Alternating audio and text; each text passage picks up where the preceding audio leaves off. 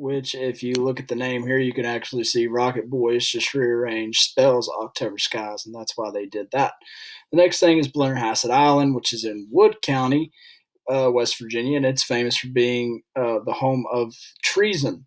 It's said that Harmon Blennerhassett and Aaron Burr plotted to commit treason against the United States, though it was never officially proven. Today it's accessible by a ferry ride, and you can actually go and tour and see the mansion, the house, and the grounds, and everything else. So the next thing I want to talk about is the Berkeley Castle and George Washington's bathtub. So these are in Berkeley Springs, West Virginia, and it is home to these two things here, which are very unnatural. Uh, Berkeley Castle was actually built by Samuel Taylor in 1885 to 1891. However, he did not actually get to live in his castle because he died in 1888.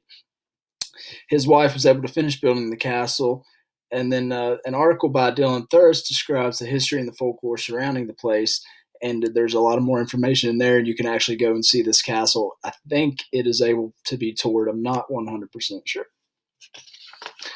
The next thing I want to talk about is New Vrindaban, West Virginia. This is home of the Hare Krishna, and it is located around Moundsville, West Virginia. This is called Prabhupada's Palace of Gold and the RVC Temple. It was originally built to be the house for the founder of the International Society for Krishna Consciousness, which is a religion. And however, he died, and now it is actually just a memorial shrine. There are still followers and leaders of this religion that maintain it, and it is officially it is a temple known by temples in India and ISKCON temples, and you can get a lot of the information off there. But this is actually real gold that they built this palace out of. And it's real unique, and you can go and actually go in and tour it and practice a religion there and things such like that. But this is known as the Golden Palace. The next thing I want to talk about, which is one of my favorites, is Spruce Knob in Pendleton County, West Virginia, which is the highest point in West Virginia at 4,863 feet above sea level. They have an observation tower. You can go up there, and you can actually see all the spruce trees during the wintertime here and why it was actually named Spruce Mountain.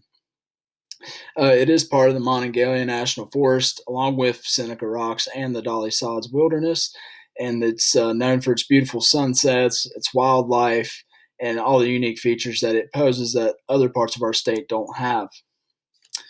The next thing I want to talk about is something that I have never been to, and I've only heard of from people older than me who have been there, and my grandpa, for one. It's called Hell's for Certain Branch. It's actually a stream that runs through an area, but the area around us is known as Hell's for Certain too. And this is in the middle of nowhere. This is what somebody would say is God's country, or somewhere that leads to nowhere because of how isolated it is. It's in the middle of the Cranberry Wilderness, and it's actually known for its terrible terrain, hence the name Hell's for Certain, and its black bear attacks. It's said that there are more black bear here than anywhere else in our state because of how isolated it is, and they said that the stream is actually filled with a ton of trout there, but I've never personally been here.